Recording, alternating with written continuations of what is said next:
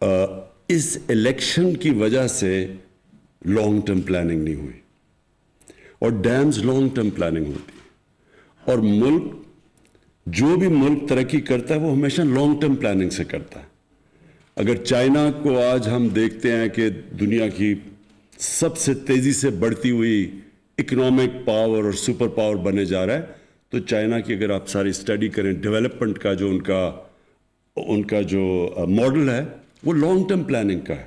ابھی سے جب ہم چائنا گئے تو انہوں نے ہمیں باقاعدہ بتایا کہ ان کی آگے اگلے 10 سال 20 سال وہ کس طرح کیا پلان کر رہے ہیں، اور کوئی قوم آگے نہیں بڑھ سکتی جب تک وہ لانگ ٹرم پلاننگ نہ ہو، آگے کا نہ سوچے۔ تو ہمارا بدقسمتی سے کیا ہوا ہے، 5 سال کی ٹرم ہوتی ہے، کوشش یہ ہوتی ہے کہ 5 سال کے بیچ میں جو بھی چیز کمپلیٹ ہو جائے تاکہ پبلک کو دکھائیں، پھر بہت زیادہ اربوں روپیہ اشتہاروں پہ خرچ کریں اور پھر اس کے اوپر الیکشن جیت جائیں۔ تو یہ جو ہمارا ایک ہینڈی کیپ آیا، اس نے بہت نقصان پہنچایا پاکستان کو۔ سب سے بڑا نقصان یہ پہنچایا کہ ہماری جو اویلیبل ہائیڈرو الیکٹریسٹی تھی وہ سستی بھی تھی، واٹر ریزروائرز بھی بن جانے تھے، ہماری ایگریکلچر کو بھی فائدہ ہونا تھا۔ بجائے اس کا سوچنے کے لیے وہ شارٹ ٹرم میں وہ ہم نے فیصلے کیے جس سے آج پاکستان کی جو بجلی ہم بناتے ہیں وہ سارے برِ صغیر میں سب سے مہنگی بجلی ہے، اور وہی نہیں مہنگی بجلی بلکہ جس طرح کہ ہم نے کانٹریکٹس کیے، جو ابھی فیصل واڈا نے بتایا کہ کانٹریکٹس یہ کیے کہ چاہے ہم بجلی خریدیں یا نہ خریدیں، کانٹریکٹس اب ایسے ہیں کہ 2013 میں 180 ارب روپے کی کیپیسٹی پیمنٹس تھی، میننگ کہ ہم بجلی استعمال کریں یا نہ کریں اتنا پیسہ ہم نے دینا تھا پاور پروڈیوسرز کو جو جنریٹ کرتے تھے بجلی۔ ہماری گورنمنٹ آئی، وہ اماؤنٹ پہنچ گیا، جو نئے پلانٹس آئے جنریشن میں تو وہ پہنچ گیا 500 ارب پہ، اور 2023 میں 1500 ارب روپیہ ہم خرچ کریں گے بجلی کے کیپیسٹی پیمنٹس پہ، چاہے ہم وہ بجلی استعمال کریں یا نہ کریں۔ تو اس کا بھی ایک پرابلم ہے۔ پرابلم یہ ہے کہ ہماری سردیوں اور گرمیوں میں جو بجلی ہم استعمال کرتے ہیں اس میں بہت فرق ہے۔ گرمیوں میں ہماری اس وقت بجلی اگر 24,000 میگا واٹ کے ارد گرد استعمال ہوتی ہے تو سردیوں میں وہ گر کے آ جاتی ہے 8 یا 9,000 پہ۔ تو اس کا مطلب یہ ہے کہ اگر سردیوں میں ہم بجلی نہیں استعمال کریں، پیسے پھر بھی ہم نے دینے ہیں۔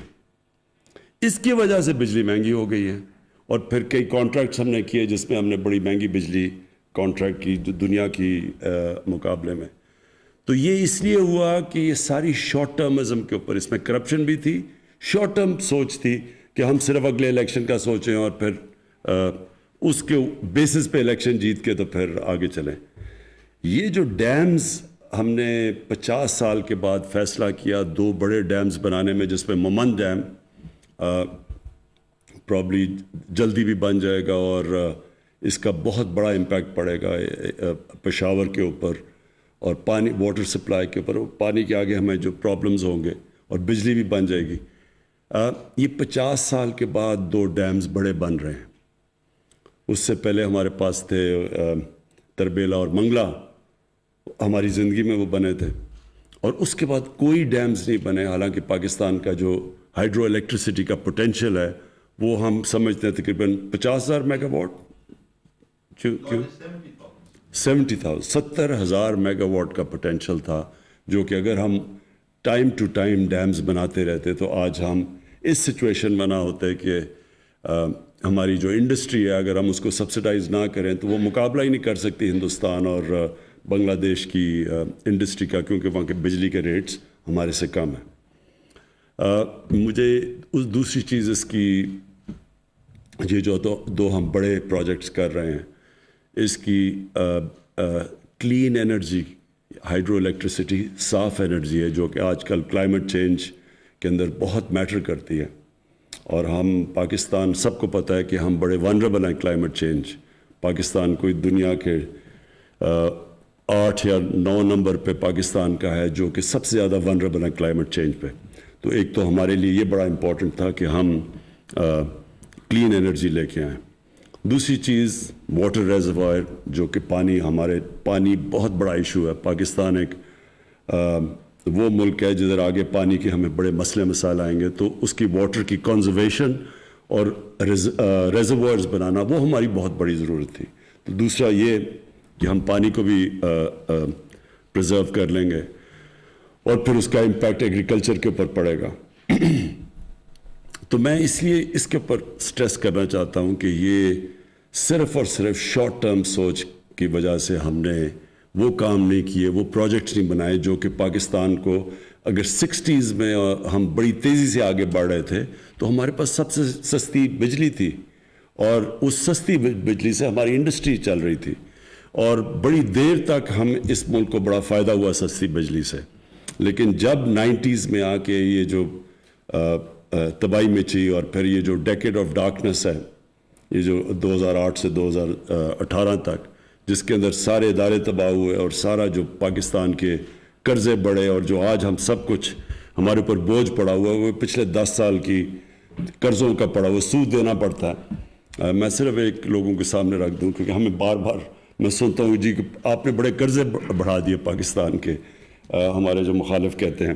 تو سب کے انٹرسٹ کے لیے یہ میں صرف اس لیے فگر لانا چاہتا ہوں کہ آپ کو سب کو پتہ چلے کہ ایگزیکٹ پوزیشن کیا ہے.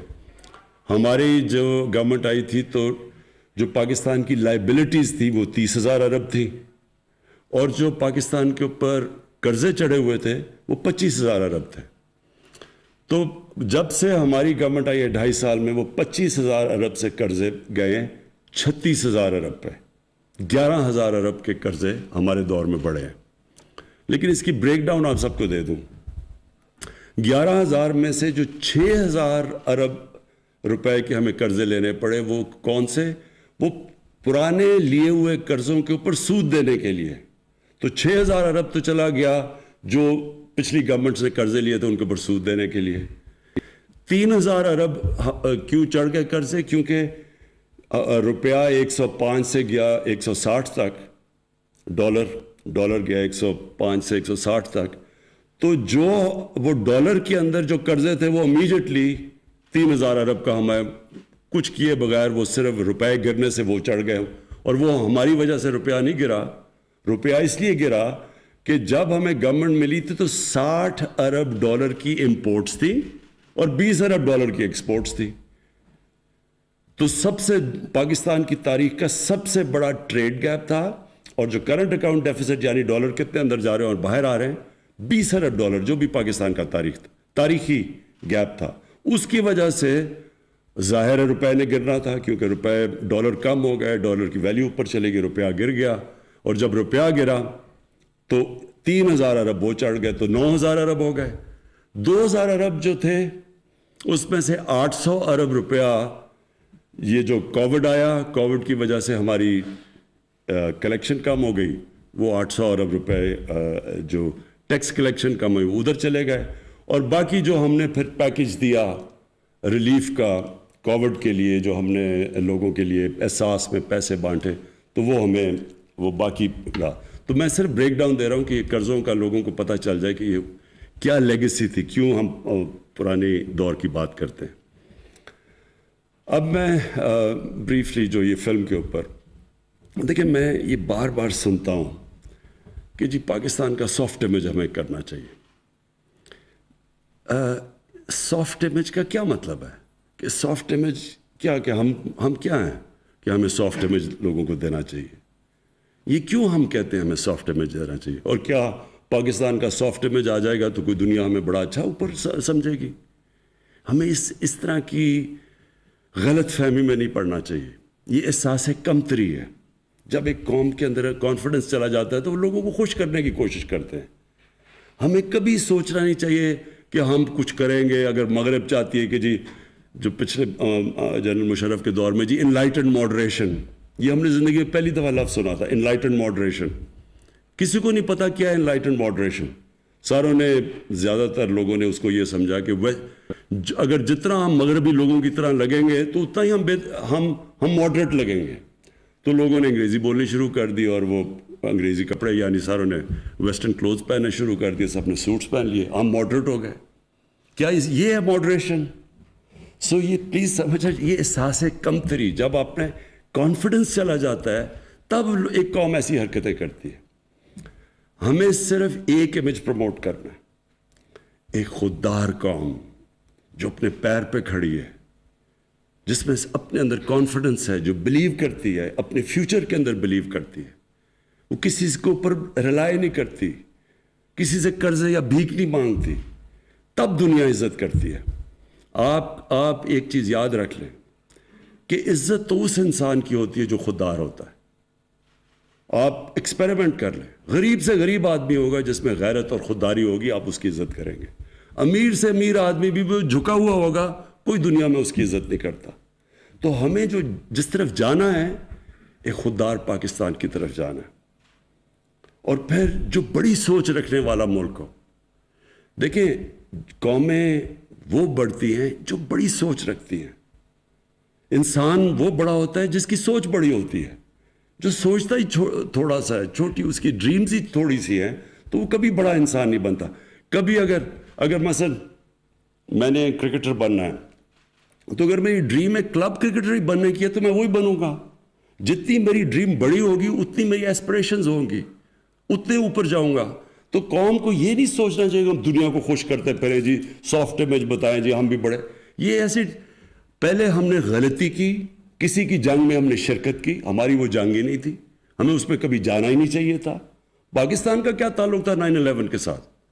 ہم ان کی وجہ سے ان کو پریشر میں آ کے تو ہم ان کی جنگ میں شرکت کر گئے. جنگ میں شرکت کر کے کیا ہوا؟ پہلے ہم نے 80s کے اندر ان کی جنگ میں شرکت کر کے جہاد کو گلوریفائی کر دیا. مجاہدین وہ لوگ تھے جو کہ ہیروز تھے. رونلڈ ریگن نے مجاہدین کو کہا کہ وہ بڑے، ان کی امریکہ میں بلا کے خراج تحسین پیش کی ان کو. پھر جب 9/11 کے بعد آئے تو انہی لوگوں کو اپنے ٹیررسٹ کہہ کے ان کے پیچھے، ان کے کہنے پہ ان کے پیچھے چلے گئے. تو ملک کو تو بہت ایک بھاری اس کا نقصان اٹھانا پڑنا تھا. تو ہم یہ نہ کہیں کہ ہم کیونکہ ہمیں وہ دہشت گرد کہنا شروع ہو گئے تو ہم اپنا سافٹ امیج کریں. ہمیں کبھی بھی، جب بھی آپ کسی کے پریشر میں آ کے غلط کسی اور کی جنگ میں شرکت کرتے ہیں اور پھر اپنے ملک کو نقصان پہنچاتے ہیں، تو اس کا یہ ہو ہی نہیں سکتا کہ آپ سفر نہ کریں. کسی سے بھی آپ کسی کی جنگ میں شرکت کریں گے، ان سے کوئی بینیفٹس لے کے، اس کا نقصان ہوگا. وہ کہتے ہیں انگریزی میں ہے کہ دیر از نو فری لنچ. جو بھی آپ سمجھتے ہیں کہ ہمیں ایڈ ملے گی یا کچھ، اس کے پھر بڑے نقصانات اٹھانے پڑتے ہیں. تو ہم نے اپنے ماضی سے کیا سیکھا؟ ہم نے اپنے ملک کو مضبوط کرنا ہے، اپنے ملک کو پیر پہ کھڑا کرنا ہے. ہم نے اپنے قوم کو تیار کرنا ہے کہ ہمیں ٹیکس جب تک نہیں دیں گے تو ملک اپنے لوگوں کو پڑھا نہیں سکے گا، اپنے علاج نہیں کروا سکے گا، اپنی انفراسٹرکچر نہیں ٹھیک کر سکے گا. تو قوم نے ٹیکس دینے ہیں. کسی کے اوپر ہاتھ نہ پھیلائے کسی کے سامنے. جیسے جیسے ہمارا مائنڈ سیٹ چینج ہوتا رہے گا.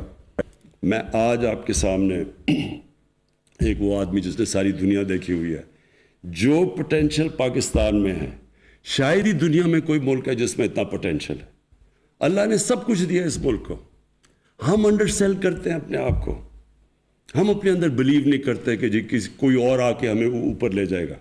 یہی قوم جس دن ہم آہستہ آہستہ ہمارے اندر یہ کانفیڈنس آ گیا کہ ہم دنیا کی کسی بھی قوم کا مقابلہ کر سکتے ہیں، یہ قوم اوپر اٹھ جائے گی.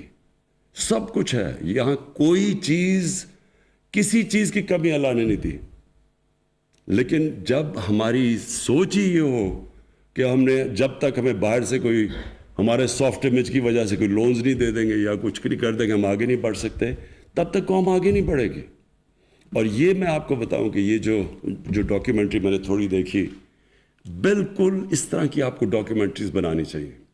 میں اپنی فلم انڈسٹری کو، ہم پوری مدد کریں گے ان کو پروموٹ کرنے کے لیے. ڈاکیومنٹریز بنائیں، فلمز بنائیں،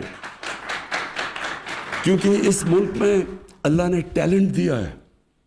کیونکہ مجھے تو ہندوستان سے ہمارے یہاں مجھے تو تب یاد ہے جب ہمارا جو ٹی وی ہوتا تھا سارے ہندوستان میں دیکھا جاتا تھا. پی ٹی وی سارے ہندوستان میں دیکھا جاتا تھا. ہمیں تو تب بھی یاد ہے.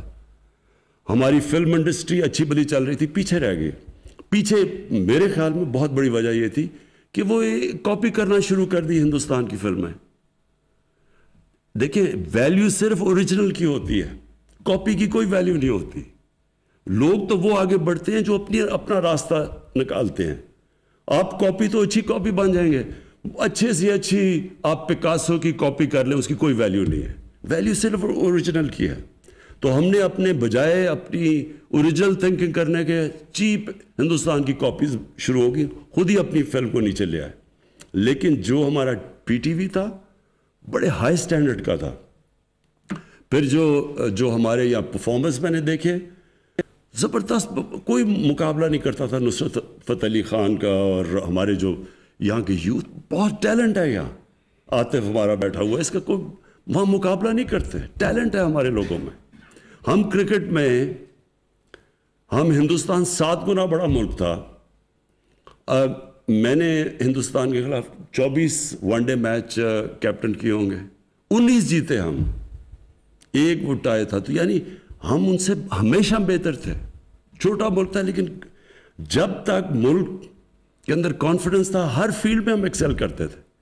تو یہ یاد رکھیں کہ اس ملک میں اللہ نے سب کچھ دیا ہے, لیکن بدقسمتی یہ ہے کہ جب کرمنلز آ کے ملک کے اوپر سربراہ بن جائیں تو وہ کوئی ملک نہیں ترقی کر سکتا. ایک فیکٹری کے اوپر اب چور کو بٹھا دیں, فیکٹری بیٹھ جائے گی آپ کی, ملک کیسے نہیں بیٹھے گا. سو اس لیے کانفیڈنس رکھیں اپنے آپ میں. ہمارے میں سب کچھ ہے, ہمارے میں ٹیلنٹ ہے. اور اگر آپ نے صحیح ٹیلنٹ دیکھنا ہے پاکستانیوں کا تو باہر جا کے دیکھیں, پاکستان سے ایسا ٹیلنٹڈ پاکستانی بیٹھا ہے. ہر فیلڈ کے اندر لوگ ایکسل کرتے ہیں. صرف ہم نے اپنے ملک کا سسٹم ٹھیک کرنا ہے جو الاؤ کرے میرٹ کو اوپر آنے کے لیے. تو وہ سسٹم تھوڑا ٹائم لگتا ہے. لوگ کوئی فکر نہیں کرنی چاہیے کہ جی ابھی چینج نہیں آیا, یہ برا ہے. ایک سسٹم جب ایک پرانی عادتیں پڑ جائیں تھوڑا ٹائم لگتا ہے وہ چینج, مائنڈ سیٹ چینج ہونے میں. لیکن یہ مطمئن ہو جائیں سب کہ یہ ملک کے اندر جو اللہ نے دیا ہے یہ خاص اللہ کا ملک ہے. اس میں جو ٹورزم میں پوٹینشل ہے, جو اس کی زمین اللہ نے زرخیز دی ہے, جو اس میں ورائٹی دی ہے, جو ڈائیورسٹی دی ہے, یہ شاید ہی کسی آپ کو دنیا میں ملک میں بنے. جو کانڈے ناسٹ نے جو لیڈنگ میگزین ہے انہوں نے کہا جو لیڈنگ دنیا کا جو آگے جا کے جو ٹورسٹ ڈیسٹینیشن ہے وہ پاکستان کی انہوں نے بات کی. تو وہ ایسے نہیں لکھتے. پھر میں واپس جنرل مزمل آپ کو آخر میں خراج تحسین پیش کرنا چاہتا ہوں, کیونکہ یہ صرف یہی نہیں کہ آپ نے یہ بہت بڑے چیلنج ٹیک آن کیے ہیں. یہ 2 بڑی ڈیمز بڑے چیلنجز ہیں, لیکن میں آپ کو خراج تحسین اس لیے پیش کرنا چاہتا ہوں کہ جس پیشن اور جس جنون سے آپ نے یہ ٹیک آن کیا چیلنجز, یہ میں آپ کو کیا خراج تحسین پیش کروں گا. انشاءاللہ جب یہ ڈیمز بنیں گی تو آپ کا نام سارے اس ملک ہمیشہ یاد رکھے گا. Thank you.